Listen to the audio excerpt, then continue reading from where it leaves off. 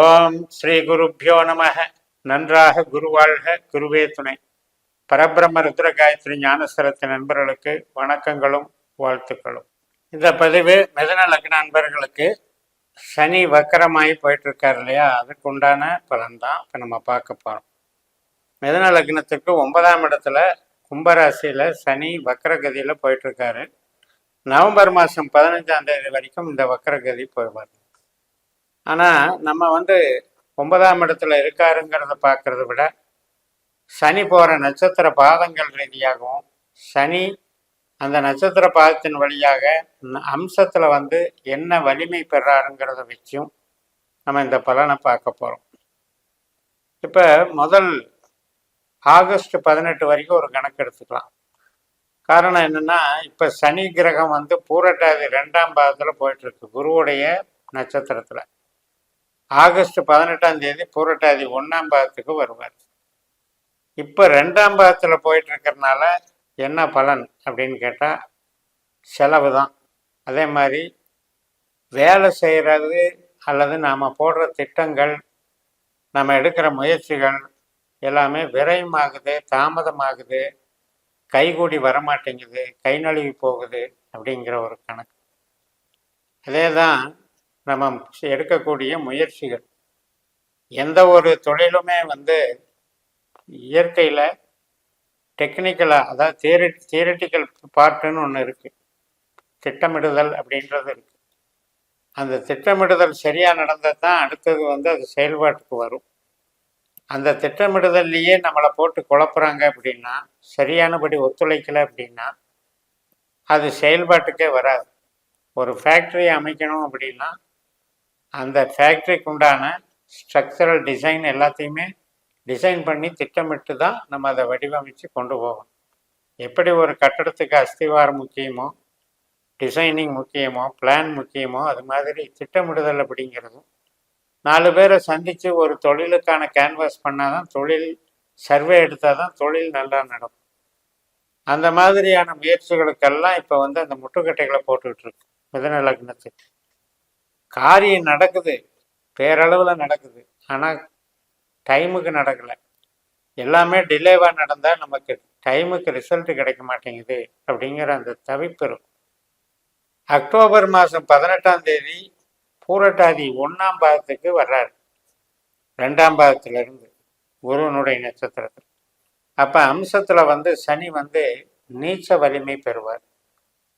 அப்போ நீசமாகிறதுங்கிறது நம்ம லக்னத்துக்கு அது 11ஆம் இடம், மேஷத்தில் நீசமாகிறது. அப்போ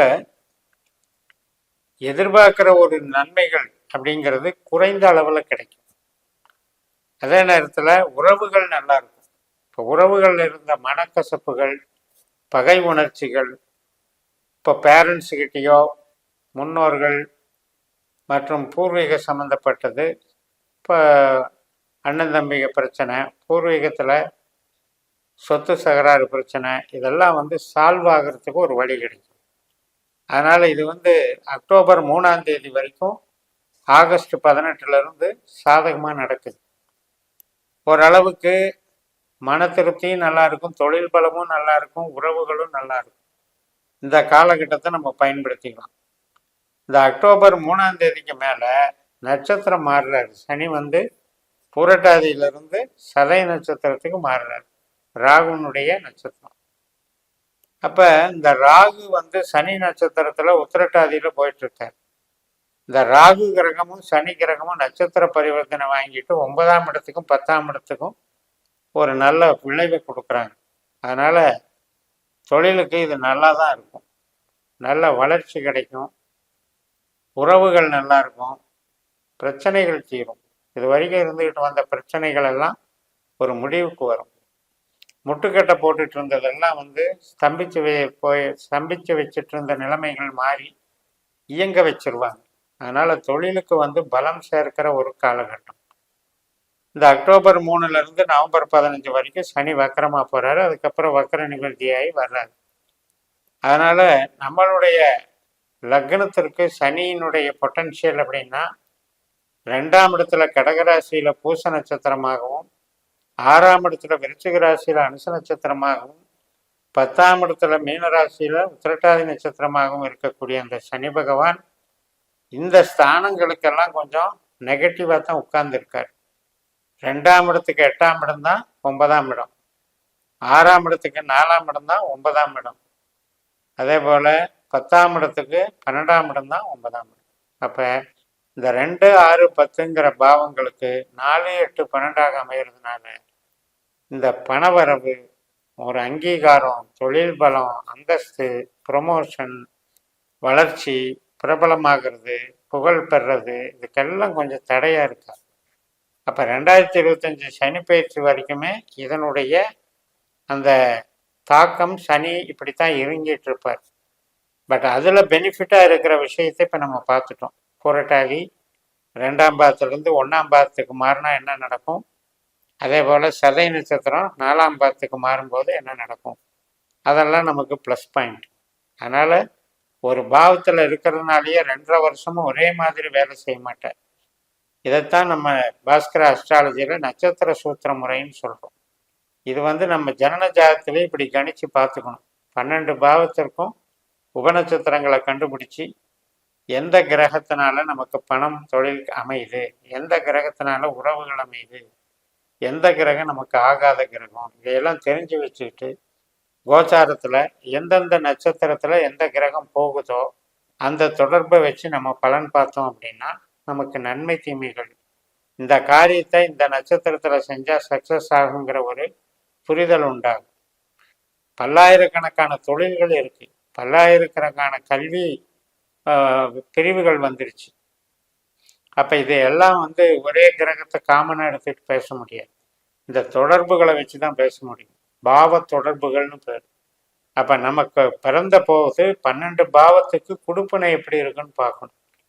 12 பாவத்திற்கு உண்டான விதி கொடுப்பனை அப்படிங்கிறது எந்த விதத்தில் இருக்கு, அது இந்த மாதிரி கல்வியை தான் கற்கணும், இந்த கிரகத்தினுடைய தன்மையை தான் அது வச்சிருக்கு, இந்த பாவம் என்பது இவ்வளவு வலுவாக இருக்கு, இதையெல்லாம் நம்ம தெரிஞ்சு வச்சுக்கிட்டு நம்ம இந்த கோச்சாரத்திலையும் இந்த பயிற்சிகள்லையும் எந்த கிரகமானாலும் அது எந்த ராசியில் போகுதுங்கிறத கூட நாம் மைண்ட் பண்ண வேண்டியதில்லை. எந்த நட்சத்திரத்தில் போகுதுங்கிறத மெயினாக மைண்ட் பண்ணிட்டோம் அப்படின்னா அந்த நட்சத்திர தொடர்பு பாவ ரீதியாக நமக்கு சாதகமாக பாதகமாங்கிறத தெரிஞ்சுக்கலாம்.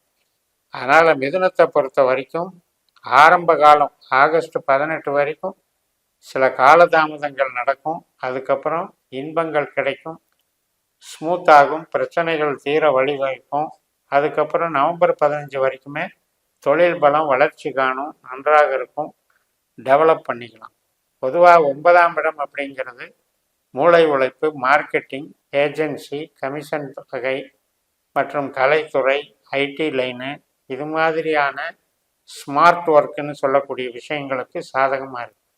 அதனால் இந்த மாதிரி லைனில் இருக்கவங்களுக்கு இந்த சனினால் பெருசாக பாதிப்பு இருக்காது. ப்ரொடக்ஷன் பண்ணுறவங்க, மெக்கானிக்கல் லைனில் இருக்கவங்க, ட்ரேடிங் பண்ணுறவங்க, பல்கான லெவலில் உற்பத்தி செய்து கனரகமான தொழிற்சாலை ரீதியாக இயங்குகிறவங்களுக்கு தான் அந்த சனி 9ஆம் இடத்துல இருக்கிறது அந்த தொழில் டிமாண்டை குறைக்கும். வேரியேஷன் இருந்துகிட்டு இருக்கும். அதாவது நமக்கு டிமாண்டு இருந்தால் தான் சப்ளை பண்ண முடியும், அதே நேரத்தில் நமக்கு ஆர்டர் இருந்தால் தான் வேலை தொழில் நடக்கும். அந்த ஆர்டர்கள் குறைவதற்கான அமைப்பில் இப்போ சனி இருக்காரு. அதுக்கு தகுந்த மாதிரி நீங்கள் மார்க்கெட்டிங்லேயோ டிசைனிங்லேயோ கமிஷன் வகையிலையோ ஈடுபடுறது சிறப்பாகும் என்று கூறி நிறைவு செய்கிறேன். இந்த சேனலை சப்ஸ்கிரைப் பண்ணி ஷேர் பண்ணுங்கள். உங்கள் தனிப்பட்ட ஜாதக பலாபலன்களை என்னுடைய வாட்ஸ்அப் நம்பரில் தொடர்பு கொண்டு பலன் பெறுங்கள். உங்களிடமிருந்து விடைபெறுகிறேன். உங்கள் ஜெயம் எஸ். நன்றி, வணக்கம்.